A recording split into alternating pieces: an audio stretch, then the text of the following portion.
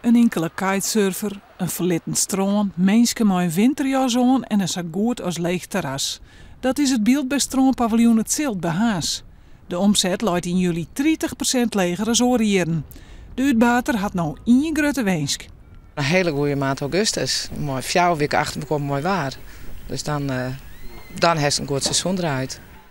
Alle dagen beginnen op het stuit gelijk van vrouw van der Zee. Ik zet eerst Piet op en het liefst om jou weer zon en dan jou weer 8 en jou weer 9. Het is altijd hetzelfde. Maar ik hou het de hele dag in de gaten. Ja, ik wil heel graag weten waar het op snij wordt. In verband met het inplannen van het personeel. En ik wil graag weten als er dan hele mooie dagen binnen. Trouw de weken, daar staan extra personeel in hier mast. Op IJsselmaren bij Makkum kunnen de surfers aan maar uitlibben. Het waait dat het rikkert. Badgasten zijn net op het strand te vinden. Goeie mensen zitten in de leiden maar de jas aan op het terras bij Badhoes de Flevo.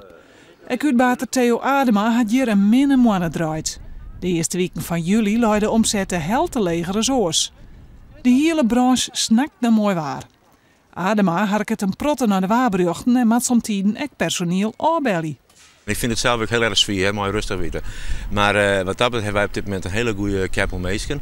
Want even zo raar is, maar we hebben binnen 10 tevreden mee. Maar het is natuurlijk wel een handicap die we hebben. Want de mensen hebben natuurlijk ook een bepaald verhaal, wil ik bepaalde dingen doen. Heb ik natuurlijk een stukje breed en inkomen nodig. En dat vind ik wel moeilijk, hè? Ja, absoluut. Waar of geen waar, Adema bleef een optimistische ondernemer. Zolang wij de ijsberen joggen met bikinis aan en ijsberen joggen met winterse zakjes aan, is er altijd wat te beleven en ben wij dik tevreden.